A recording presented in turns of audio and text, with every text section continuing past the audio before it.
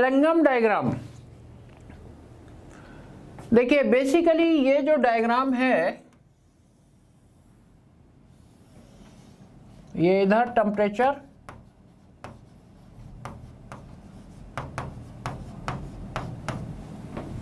और इधर delta G,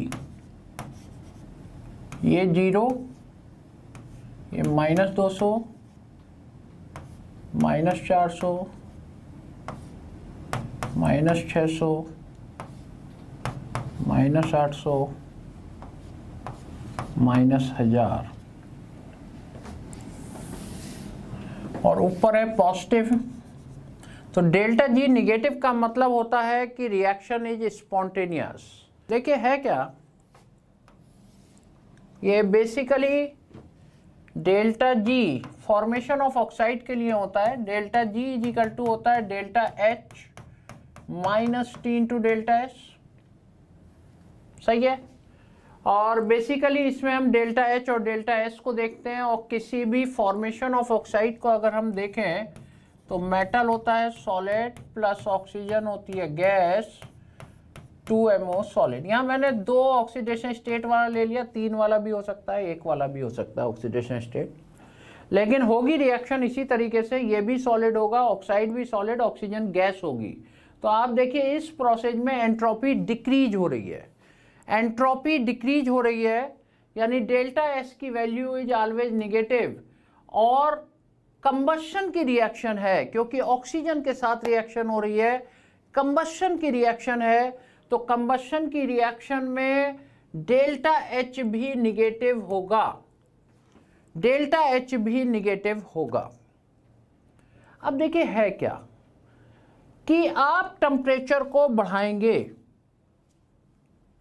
ये टेम्परेचर बढ़ाइए, ये चीज कांस्टेंट है, ये चीज कांस्टेंट है, तो T इंटू डेल्टा एस की वैल्यू बढ़ती जाएगी, यानी निगेटिव वैल्यू बढ़ रही है। निगेटिव निगेटिव क्या हो जाएगा, पॉजिटिव, यानी डेल्टा जी धीरे धीरे लेस निगेटिव की तरफ बढ़ेगा या पॉजिटिव की तरफ बढ़ेगा, या पॉजिटिव की तरफ बढ़ेगा। इसीलिए क्या होता है कि किसी भी मेटल के ऑक्साइड के फॉर्मेशन की जो लाइन होती है वो अपवर्डली मूव करती है, ऊपर की तरफ मूव करती है, इस तरीके से मूव करती है। आपने देखा होगा ऐसे करके मूव करती है, अपवर्डली मूव करती है। अभी ये मैं बताऊंगा ये बेंड क्यों हो गया या ये क्रॉस हो रहा है तो इसका क्या मतलब है, ये भी अभी समझेंगे। तो यहां पर देखिए ये लाइन, मान लीजिए ये है aluminium solid plus 3/2 O2 gas gives Al2O3 solid.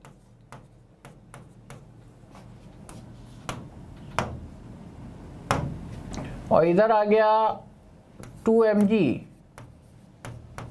Solid plus oxygen gas gives 2MgO solid.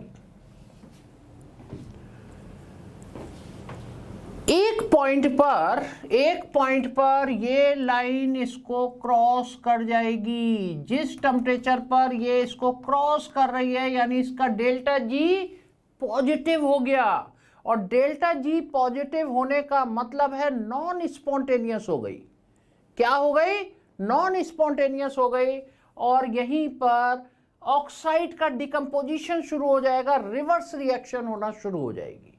तो एक पर्टिकुलर टेम्परेचर के बाद ऑक्साइड सारे डिकम्पोज होते हैं। ये बात अलग है, कोई हाई टेम्परेचर पे होता है और कोई लो टेम्परेचर पे होता है। जैसे सबसे अनस्टेबल ऑक्साइड यहां पर इस तरीके से लाइंस होती हैं, और ये होती है सिल्वर ऑक्साइड और मर्क्यूरिक ऑक्साइड की।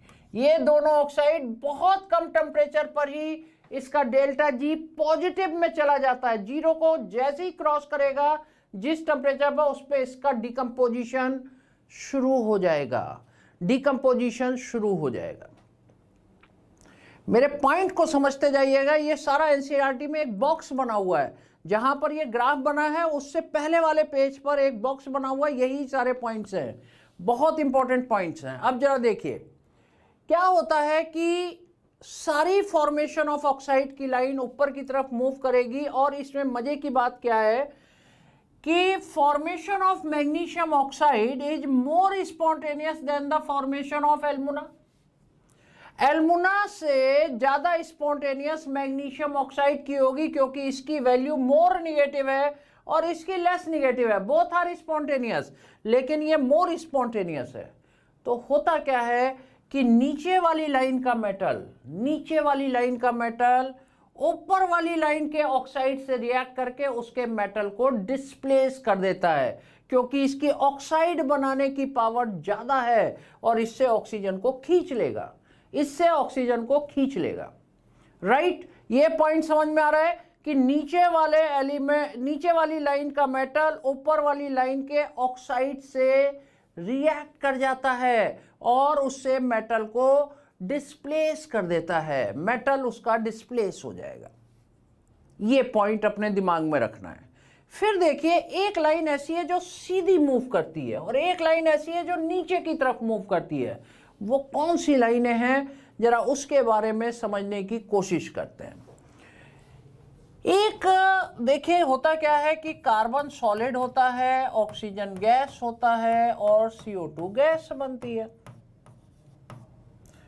यहां पर entropy almost change in entropy zero है। चेंज इन एंट्रोपी जीरो है क्योंकि सॉलिड की तो हम जीरो मान के चलते हैं, 1 से 1 ही बना। और जब ये जीरो है तो टेम्परेचर का कोई इफेक्ट नहीं आता है और डेल्टा जी इसका कांस्टेंट रहता है, लाइक दैट। और ये लाइन आपकी कौन सी है, C solid plus oxygen gas give CO2 gas वाली लाइन रहेगी। और कार्बन किस किस को रिड्यूस कर पाएगा, जो इससे ऊपर रखे होंगे। एल्मुना को नहीं कर पाएगा, मैग्नीशियम ऑक्साइड को नहीं कर पाएगा, इस टेम्परेचर के बाद कर सकता है। जब ये लाइन ऊपर चली जा रही है इस लाइन से, उसके बाद कर सकता है। लेकिन आपसे कहा जाए लोअर टेम्परेचर पर क्या एल्मुना से रिडक्शन के बाद एल्युमिनियम कार्बन से बन सकता है? नहीं बन सकता। हाई टेम्परेचर पे बन सकता है। और देखिए, एक लाइन ऐसी है, C solid plus half O2 gas give CO gas. और यहां मजे की बात देखिए, ये आधा मॉलिक्यूल है और ये एक मॉलिक्यूल है। ये आधा मॉलिक्यूल है और ये एक मॉलिक्यूल है। यहां पर मोल्स का नंबर बढ़ गया, गैसियस मोल का। एंट्रोपी क्या हो गई? पॉजिटिव हो गई। एंट्रोपी पॉजिटिव हो गई। और एंट्रोपी अगर पॉजिटिव हो जाए तो क्या होगा? टेम्परेचर बढ़ाने पर निगेटिव वैल्यू बढ़ती जाएगी और मोर निगेटिव होती जाएगी। इसको अलग कलर से बना लेते हैं। ये लाइन ऐसे करके मूव करेगी। This is the only line which has negative slope in Alangam diagram. Only line which has negative slope in Alangam diagram। और ये है C solid plus half O2 gas give CO gas। अब देखिए, आप मजे की बात देखिए, एल्मुना और मैग्नीशियम ऑक्साइड कम टेम्परेचर पर ही इनकी लाइन ऊपर आ जाती है। इस लाइन से ऊपर आ जाती हैं। कभी कभी क्वेश्चन ये आ जाता है कि MgO की मैंने कोक से रिडक्शन कराया, व्हाट इज फॉर्म, तो आंसर CO होगा, CO2 नहीं होगा। CO होगा, CO2 नहीं होगा। राइट, यहां पर CO की फॉर्मेशन होगी क्योंकि ये इस लाइन की वजह से मैग्नीशियम ऑक्साइड कम टेम्परेचर पर ही रिड्यूस हो रहा है। ऐसी एल्मुना से CO होगा। हाई टेम्परेचर करोगे तब CO2 गैस बनती है। जब बहुत ज्यादा हीट करते हैं तब CO2 गैस बनती है, अदरवाइज ये CO में कन्वर्ट होगा। तो लाइन स्ट्रेट लाइन नहीं है, ये स्ट्रेट लाइन नहीं है, इसी तरीके स्लोप ही आती है। This is not a straight line. अब इसमें आप देखिए, अब दो चीजें और हैं। ये सारे पॉइंट पहले अपने दिमाग में रखने होंगे आपको कि नीचे वाली लाइन का मेटल ऊपर वाली लाइन के ऑक्साइड को से मेटल को रिड्यूस करेगा। और ये जब रिडक्शन का कोक से तभी होगा जब ये लाइन नीचे आएगी बाकी के फॉर्मेशन ऑफ ऑक्साइड से। बाकी लाइनें कुछ ऊपर भी होती हैं, जैसे ये लाइनें सब ऊपर ही हैं तो कार्बन से आसानी से रिड्यूस हो जाएंगे। एक ही लाइन ऐसी है जो नीचे की तरफ मूव करती है, क्योंकि यहां पर एंट्रोपी बढ़ती है, यहां पर एंट्रोपी बढ़ती है। हाई टेम्परेचर पर CO2 होगा जब ये लाइन ऊपर चली जाएगी। अब मैं यहां दो चीजें और बता रहा हूं। ये लाइन यहां बेंट हो गई, इस टेम्परेचर का क्या सिग्निफिकेंस है? किसी फॉर्मेशन ऑफ मेटालिक ऑक्साइड की लाइन कहीं पर बेंट हो जाए, इसका क्या मतलब है? यानी एकदम डेल्टा जी मोर पॉजिटिव हो गया, एकदम डेल्टा जी मोर पॉजिटिव हो गया, तो डेल्टा एच में तो कोई अंतर आएगा नहीं, यहां कहीं डेल्टा एस मोर निगेटिव हो गया होगा। और मोर निगेटिव कैसे हो सकता है कि मेटल की फिजिकल स्टेट चेंज हो जाए और मेटल गैस या मेटल लिक्विड में कन्वर्ट हो जाए? अगर ऐसा हो गया तो क्या होगा? एंट्रोपी का चेंज मोर निगेटिव हो जाएगा, क्योंकि ये मोर ज्यादा एंट्रोपी है और जीरो एंट्रोपी की तरफ आ रही है, तो मोर निगेटिव हो जाएगा इसका एंट्रोपी का चेंज। और मोर निगेटिव होने से क्या होगा? ये पॉजिटिव साइन बहुत तेजी के साथ बढ़ेगा और वहां पर उस पॉइंट पर बेंट कर जाएगी। तो सीधा सा कभी सिग्निफिकेंस पूछ लिया जाए कि बेंट वाले पॉइंट का क्या सिग्निफिकेंस है, तो आंसर क्या होगा? Here the physical state of metal is changed from solid to liquid or gas, from solid to liquid or gas। और इसके बाद देखिए इस टेम्परेचर का क्या सिग्निफिकेंस है। यहां पर ये लाइन एक दूसरे को क्रॉस कर गई। अब आप देखिए जो फॉर्मेशन ऑफ मैग्नीशियम ऑक्साइड थी ये ऊपर आ गई और एल्युमिना की नीचे रह गई। इस टेम्परेचर के बाद उल्टा होना शुरू हो जाएगा।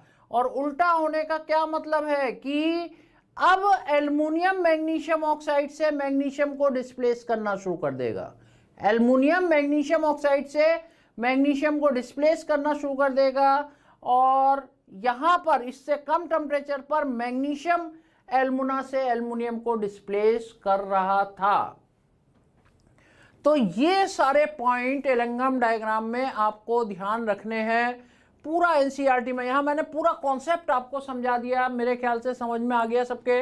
की पॉइंट बेटा यही है कि नीचे वाला ऊपर वाले को डिस्प्लेस करेगा। ये सब एनसीईआरटी में गिवन है, एक बार एनसीईआरटी पढ़ोगे सारा समझ में आ जाएगा। नहीं समझ में आया अगले लेक्चर में पूछ लेना, 100% समझ में आ जाएगा। जो मैंने बता दिया ना बस आपकी समझ में आना चाहिए। वहां से सब नोट्स वहां बने हुए हैं एक तरीके से, वहां भी शॉर्ट में ही बना हुआ है। एनसीईआरटी में बहुत डिटेल में नहीं दे रखा है, बिल्कुल यही नोट्स बने हुए हैं, एज इट इज बने हुए हैं। देखिए एक बार मैं इसको रिपीट कर रहा हूं। कुछ ऑक्साइड ऐसे हैं जो लो टेम्परेचर पर ही डिकम्पोज हो जाते हैं, उनमें सिल्वर ऑक्साइड और मर्क्यूरिक ऑक्साइड है। आप देखिए क्योंकि ये लाइन जीरो को क्रॉस कर जाती है, जब ये जीरो को क्रॉस करती हैं इसका मतलब यहाँ पर ऑक्साइड डिकम्पोज होकर मेटल और ऑक्सीजन देता है। सारी लाइनें ऊपर की तरफ चलती हैं। रीजन डेल्टा एच निगेटिव है, डेल्टा एस भी निगेटिव है। टेम्परेचर बढ़ाओगे तो ये पॉजिटिव वैल्यू बढ़ती जाएगी, T into delta S positive में बढ़ता जाएगा, लाइनें ऊपर की तरफ मूव करेंगी। एक पर्टिकुलर टेम्परेचर के बाद ये भी कोई सा भी मेटल ऑक्साइड डिकम्पोज हो जाता है, कोई सा भी ऑक्साइड डिकम्पोज होकर मेटल एंड ऑक्सीजन में कन्वर्ट हो जाएगा। नीचे वाली लाइन का मेटल हमेशा ऊपर वाली लाइन के ऑक्साइड से मेटल को डिस्प्लेस कर देता है। एक लाइन पैरेलल चलती है, कोई चेंज नहीं आता, ये लाइन और एक लाइन केवल नीचे की तरफ मूव करती है।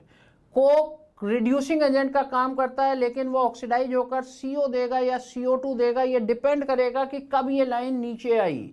और ये सी वाली लाइन कम टेम्परेचर पर ही इन दोनों से नीचे आ जाती है, इसीलिए MgO + C जब लिखोगे तो CO की फॉर्मेशन होगी, राइट।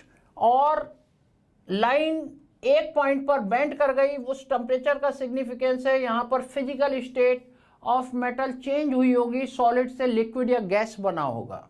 एक पर ये इंटरचेंज हुई, यहाँ उल्टा होना शुरू हो गया। यहाँ देखो मैग्नीशियम ऑक्साइड की लाइन ऊपर चली गई, यानी यहाँ पर उल्टा होना शुरू हो जाएगा। एल्युमिनियम मैग्नीशियम ऑक्साइड से मैग्नीशियम को क्या कर देगा? डिस्प्लेस कर देगा।